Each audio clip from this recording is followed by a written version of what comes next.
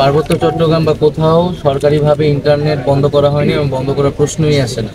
সেখানে বিচ্ছিন্নভাবে কয়েকটা জায়গায় মানে কিছু সমস্যা হয়েছিল, সাময়িকভাবে কিছু জায়গায় কিছু বন্ধ ছিল এবং সেটাকে খুবই ফুলিয়ে ফেঁপে বলা হচ্ছে যে ইন্টারনেট বন্ধ হয়েছিল। এরকম কোনো নির্দেশনা হয় না এবং এরকম কোনো ঘটনাও ঘটে নাই যে পার্বত্য চট্টগ্রাম বা কোনো একটা জায়গায় সেখানে দীর্ঘ সময় ইন্টারনেট বন্ধ ছিল এরকম প্রমাণ কেউ দেখাতে পারবে না। সো এই বিষয়টি আসলে সত্য নয় এবং ইন্টারনেট বন্ধের বিষয় বা এই ধরনের সমস্যা কিছু সরাসরি সেখানে যারা আছে জেলা প্রশাসক আছে তাদের সাথেও আমি কথা বলেছি এবং ওখানে ভুক্তভোগী কেউ থাকলে কোথাও যদি এই ধরনের ঘটনা ঘটে আমরা বলবো যে আপনারা যথাযথ কর্তৃপক্ষের সাথে এটা যোগাযোগ করে জেনে নেবেন এবং আমরা এই ধরনের কিছু অভিযোগ করার ক্ষেত্রে যাতে সম্পূর্ণ সত্যটা জেনে তারপরে এটা বলি, এটাও আমার অনুরোধ থাকবে। পার্বত্য চট্টগ্রামে তো একটা দীর্ঘ সমস্যা বাংলাদেশে আছে সেখানে। তো এই সমস্যাটি আমাদের নিজেদের অভ্যন্তরীণ সমস্যা, অভ্যন্তরীণভাবে সেটা সমাধান করতে হবে। এবং আমরা কিন্তু পার্বত্য চট্টগ্রামের যেই সমস্যাটি নিয়ে কিন্তু আমাদের আজকে কয়েকজন উপদেষ্টা সেখানে যাবেন এবং আমরা অভ্যন্তরীণভাবে সেটি সমাধানের চেষ্টা করছি। তবে আমরা বলবো যে দেশ একটা সংকটকালের মধ্যে দিয়ে যাচ্ছে, সেই জায়গায় আমাদের কিন্তু সবাইকে সতর্ক থাকতে হবে এবং বাংলাদেশকে অশান্ত করার পরিকল্পনা কিন্তু অনেকেরই রয়েছে। যে আমরা এখানে দেখছি নানাভাবে এখানে পরিস্থিতি সংকট করার চেষ্টা করা হচ্ছে।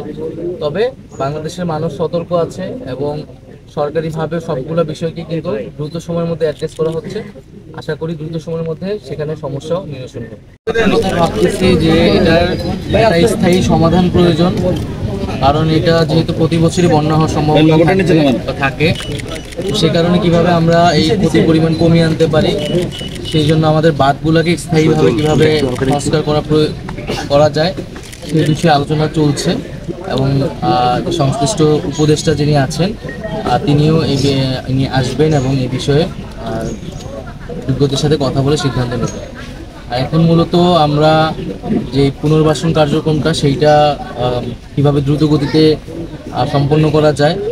প্রাথমিকভাবে সবার আসলে গৃহ নির্মাণটা সবার চাহিদা এবং তার সাথে যে শিক্ষা সামগ্রী, শিক্ষা উপকরণগুলো যেগুলো নষ্ট হয়ে গেছে, তো স্কুল কলেজ খোলার ক্ষেত্রে, স্কুল কলেজে যাওয়ার ক্ষেত্রে শিক্ষা সামগ্রীগুলো দ্রুত সরবরাহ করতে।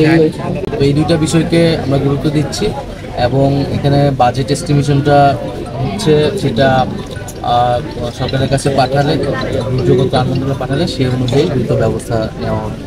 এইভাবে বাঁধ খুলে দেওয়াটা উচিত হয়নি, যদিও তারা স্বীকার করেনি বাঁধ খোলার বিষয়টি। তো সেই বিষয়েও যে যৌথ নদী কমিশন রয়েছে সেখান থেকে আলোচনা হয়েছে, কূটনৈতিক পর্যায়ে আলোচনা হয়েছে এবং এটা যাতে সামনের দিকে এই ধরনের ঘটনা না ঘটে সেজন্য ভারতের সাথে কথা বলা হচ্ছে।